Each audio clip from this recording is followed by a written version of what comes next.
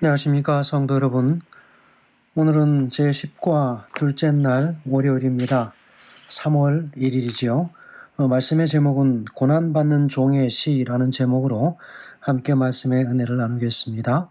말씀 나누기 전에 기도하겠습니다. 하늘에 계신 아버지 하나님, 오늘 저에게 귀한 말씀을 또 허락해 주셔서 우리 예수 그리스도가 우리를 위하여 고난받으시고 죽기까지 낮아지신 종의 형체로 오셔서 온갖 수모와 고난을 다 겪으신 아버지 하나님, 우리를 위하여 구속적 죽음을 죽으시고 우리의 모든 죄를 대속해 주신 그 은혜를 인하여 감사합니다. 그 모든 하나의 예시로 이스라엘 백성들 가운데 나타나신 우리 한 분 예수 그리스도가 오늘날 여전히 우리에게도 그 구원자이심을 우리가 다시 한번 깨닫는 시간 되게 하여 주시고, 종의 신분으로서 우리 또한 그렇게 살아갈 수 있도록 참으로 거룩한 영의 깊은 깨우침을 허락하여 주시옵소서. 말씀을 오늘 저희가 먹음으로 하루의 삶이 주님과 온전히 동행하는 하루 되게 하시기를 예수님의 귀하신 이름으로 간절히 기도합니다. 아멘. 감사합니다. 오늘 본문의 말씀의 제목은 고난받는 종의 시라는 제목으로 함께 말씀의 은혜를 나누겠습니다. 이 고난받는 종의 시, 오늘 본문의 전체 본문은 이사야서 52장 13절부터 53장 12절까지입니다. 그래서 52장 하반부 끝부분부터 53장 전체 부분을 우리 함께 다루면서 예수 그리스도께서 고난받으시는 종으로 오시기까지의 모든 사역들을 우리가 함께 살펴보는 시간을 갖게 되면 참으로 좋겠습니다. 자, 오늘은 52장 13절, 52장에 해당하는 부분은 13절부터 15절까지 해당하는 부분입니다.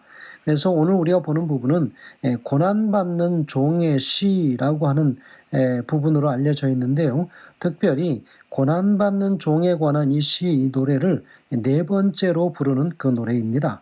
그래서 그동안 우리가 본 예수님이 종으로 오셔서 고난받으시는 종으로서의 모습을 여러 차례 노래했는데, 오늘 우리가 보는 그 부분은 네 번째 부분입니다. 그래서 오늘 이 시는 복음을 아주 심오하고 아름답게 조화를 이루어서 문학적 가치가 높은 그런 말씀이지요. 문학서입니다.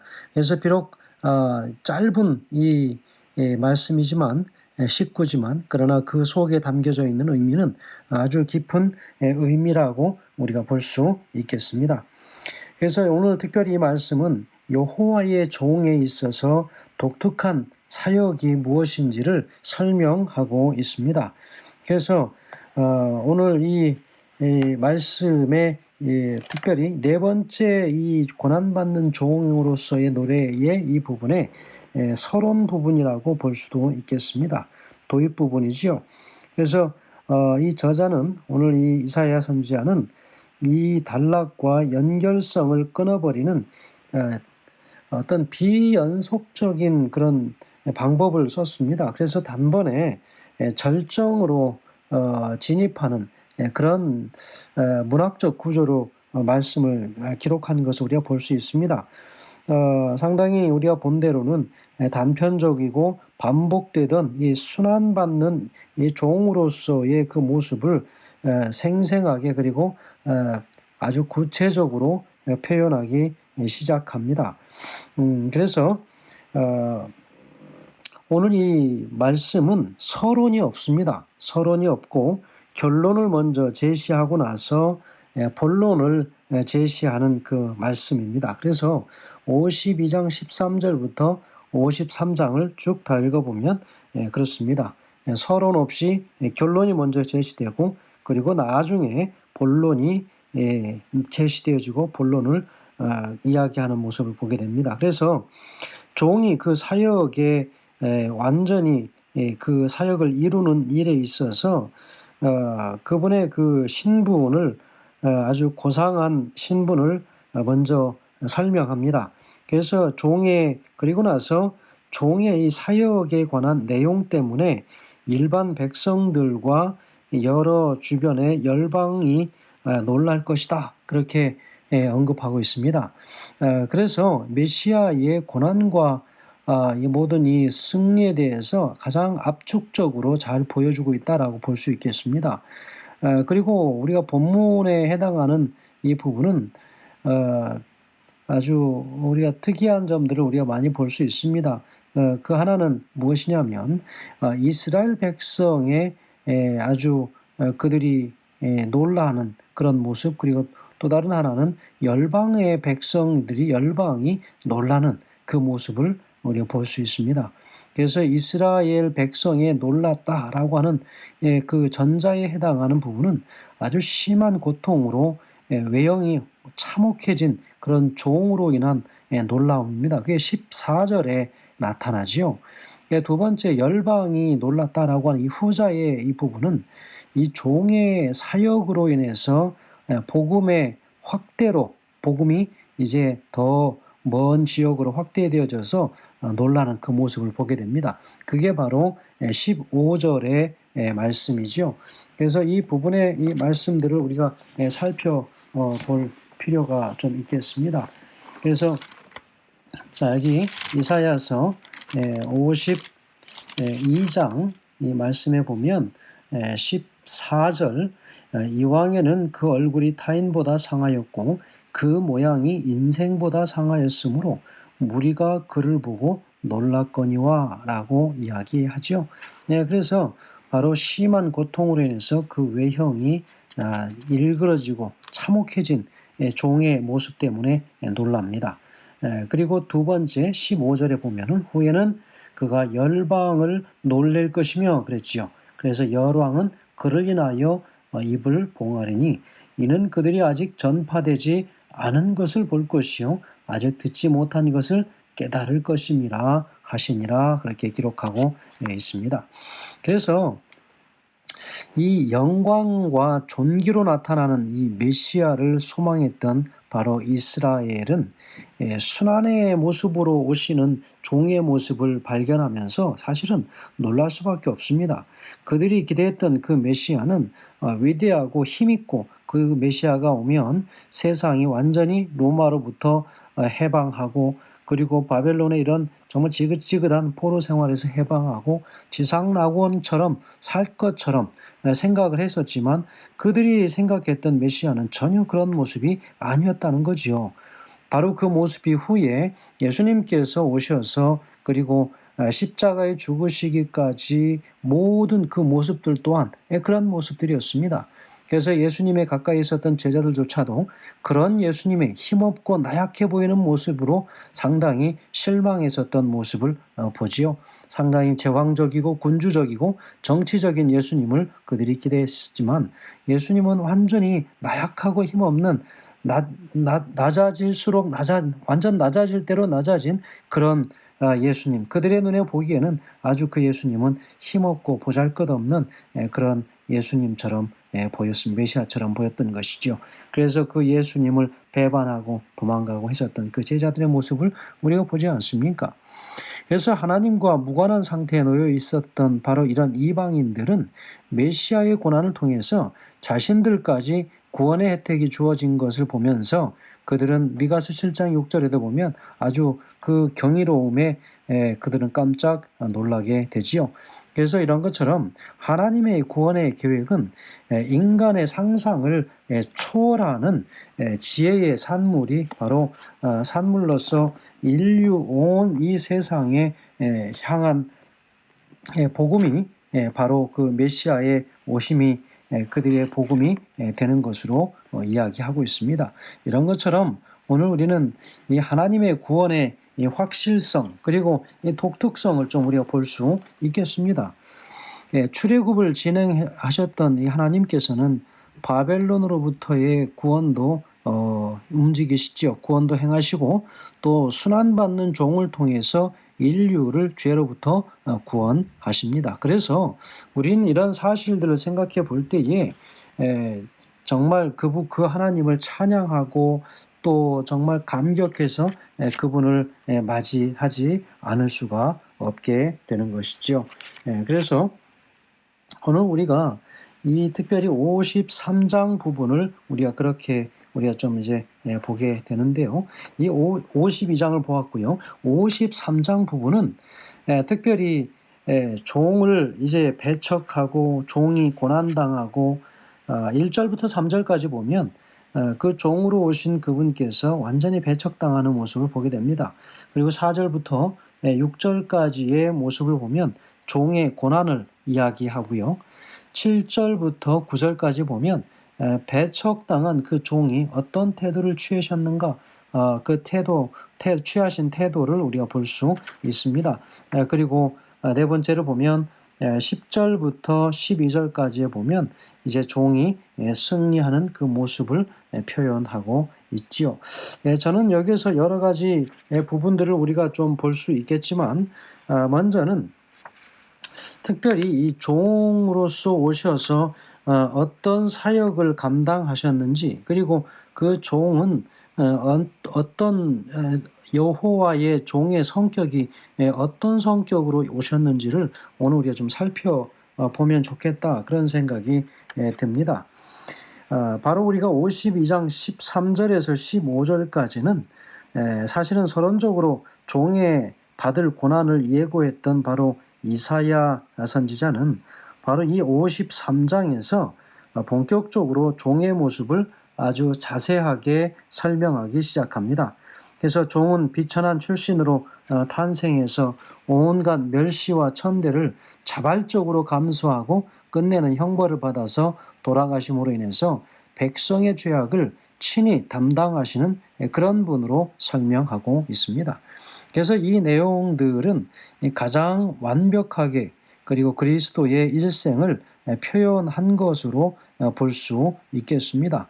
그래서 이 부분의 말씀들을 우리가 좀 살펴보는 가운데에 먼저 여호와의 종의 성격을 좀 우리가 좀 살펴보면 좋겠습니다. 종은 여호와 하나님의 택하심을 입고 성령의 인도를 받아서 하나님의 능력을 소유하였습니다. 그래서 그 종은 연약하고 고운 모양도 없이 멸시를 받았습니다. 52장의 14절 이렇게 나와 있는 말씀들을 우리가 볼 수 있죠. 그리고 53장 1절에서 3절, 7절에서 9절까지도 그 모습들을 쭉 이야기합니다. 그리고 이 10절에 보면 53장 10절에 보면 자발적으로 고난을 받으시는 분으로 이야기하고 있습니다. 여호와께서 그로 상함을 받게 하시기를 원하사 질고를 당케 하셨은즉 그 영혼을 속건제물로 드리기에 이르면 그가 그 씨를 보게 되며 그날은 길 것이요 또 그의 손으로 여호와의 뜻을 성취하리로다 라고 기록하고 있지요. 그렇습니다. 그래서 그 종은 죄가 없음에도 불구하고 끊임없이 고통을 당하셨습니다. 그래서 온전히 그의 육신이 기진한 것을 우리가 볼 수 있지요. 그러나 하나님의 뜻이었기 때문에 여호와를 신뢰하였고 기꺼이 복종하고 그래서 승리할 때까지 끝까지 그분은 오래 참으시는 그런 하나님의 종으로 나타납니다. 자, 그러면 우리가 두 번째 살펴볼 부분은 여호와의 종으로서의 사명을 우리가 좀 보겠습니다.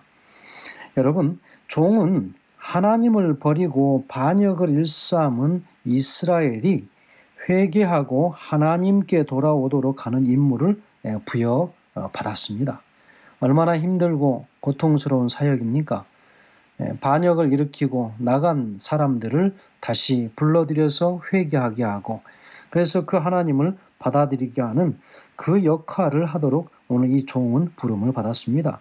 그러나 단지 이스라엘 민족에게만 국한되지 않았고 세계 온 만국이죠. 만국에 구원과 심판을 전파하였습니다.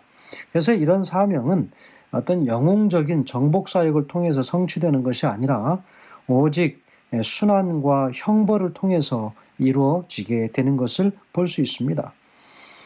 그분은 친히 대속제물이 되어서 죄인들이 받아야 할 모든 죄의 대가를 친히 그분은 담당하십니다.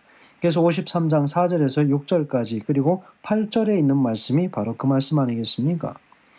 하나님과 인간의 중보적인 역할을 수행하시지요. 그래서 53장 12절에 보면 이러므로 내가 그로 존귀한 자와 함께 분깃을 얻게 하며 강한 자와 함께 탈취한 것을 나누게 하리니 이는 그가 자기 영혼을 버려 사망에 이르게 하고 범죄자 중 하나로 헤아림을 입었음이라. 그러나 실상은 그가 많은 사람의 죄를 지며 범죄자를 위하여 기도하였느니라 하시니라. 그렇게 기록하고 있습니다. 결국 이 여호와 하나님께서 보내신 이 종은 십자가의 죽음과 부활을 통해서 인류의 모든 구원을 성취하시는 분으로 볼 수 있겠습니다. 그래서 온 세상에 우리 하나님의 존귀하심과 영광을 널리 알리는 바로 그런 존재로서의 종의 사명을 감당하고 있게 되었습니다. 그래서 우리가 보면 이제 말씀을 좀 정리하면서 우리는 여호와의 종의 노래가 바로 예수 그리스도의 인격과 사역을 통해서 성취되었음을 우리는 알 수 있습니다. 그래서 이 그리스도의 대속적 고난과 이 죽음, 바로 이것은 유일한 인류 구원의 분명한 이유가 되고 근거가 될 수 있겠지요. 그래서 우리의 순종과 인내, 바로 그것이 하나님의 뜻을 실천하는 그리스도의 모습을 본받은 올바른 삶을 오늘 우리가 살아야겠다 하는 그런 새로운 그런 결심들을 우리가 하게 되는 것이지요. 그래서 우리가 계속 보는 대로 예수 그리스도 고난받는 종, 바로 이 종의 모습은 이 땅에서 당신의 백성들이 마지막 시대에 정말 힘들고 어려운 질고와 고통의 시간들을 지나갈지라도 예수 그리스도는 우리의 모본이 되심으로 우리가 그 모본을 따라서 우리도 기꺼이 인내하며 그 순간들을 감내하고 받아들일 수밖에 없는 모든 백성들의 사명을 이야기하고 있다라고 볼 수 있겠습니다. 우리 예수님께서는 오늘 우리에게 좋은 예를 보여주셨습니다.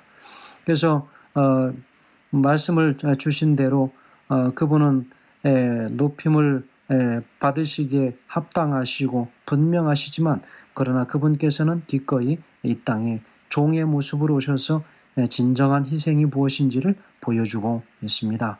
성도 여러분, 우리가 빌립보서 2장 5절에서 11절의 말씀들을 우리가 보면 예수님은 하나님의 형상이고 그 본체가 근본 하나님이셨지만 자기를 온전히 비워서 인간의 모양으로 이 땅에 오셔서 온갖 수모와 비천한 이 십자가의 죽음을 치욕스럽지만 그것을 모든 인류의 죄를 위하여 짊어지시는 것을 보게 됩니다. 우리가 때때로 하나님을 섬기며 힘들고 어려운 일들이 있을 때마다 우리의 마음이 때로는 교회 문을 박차고 나고 싶은 그런 마음들이 생길지라도 그러나 그 자리에서 우리가 끝까지 인내함으로 예수 그리스도의 보여주신 그 모본을 오늘 우리가 따라가기로 새롭게 결심을 해야 되겠습니다. 바로 그런 고난들을 통해서 우리의 품성들이 온전해지고 예수 그리스도를 닮는 품성으로 닮아가지 않겠습니까? 고난이 없는 자에게 무슨 기도가 필요하겠습니까? 여러분, 고난이 없는 자에게 무슨 하늘에 관한 고민이 있겠습니까? 오늘 그 고난을 기꺼이 감당하고 감내함으로 받아들임으로 우리가 예수 그리스도의 그분의 심정을 조금이라도 이해할 수 있다면 오늘 우리의 품성에 큰 변화들이 일어날 수 있는 희망을 오늘 우리가 갖게 되는 것이지요. 자, 오늘 말씀의 교훈에는 시대소망 422페이지에 있는 말씀을 기록하고 있습니다. 면류관 전에 있어야 할 십자가. 면류관이 있기 전에 십자가가 와야 한다. 그들이 예수와 더불어 협의한 주제는 그리스도께서 왕으로 주게 하시는 일이 아니라 예루살렘에서 있을 죽음에 대한 것이었다. 인간의 연약함을 지니시고 그 슬픔과 죄짐을 지신 예수께서는 사람들 사이를 홀로 걸으셨다. 다가올 시련의 흑암이 그를 억누를 때에 그는 자기를 알지 못하는 세상에서 고독을 느끼셨다. 오늘 이 말씀을 통해서 얻는 교훈은 무엇입니까? 인류를 죄에서 구원하고 찬양과 높임을 받으시는 메시아는 원래 하나님이셨지만 먼저 인간으로 오셔서 비천한 죽음으로 당하시기까지 자신을 철저하게 낮추셨던 바로 그 예수 그리스도, 그분만이 오늘 다시 한번 우리의 살 길이요 우리의 온전한 희망임을 다시 한번 깨닫게 되면서 고난받는 종의 시, 바로 이것은 오늘 나를 향한 그 노래이고 오늘 내가 하늘에 가기 위한 진정한 그 여러 감당해야 할 그 시간 속에서도 즐거이 예수 그리스도를 향하여 우리가 부를 수 있는 그런 승리의 노래임을 다시 한번 기억하시길 우리 모든 성도들 되시길 간절히 소망하면서 말씀을 줄이겠습니다. 감사합니다.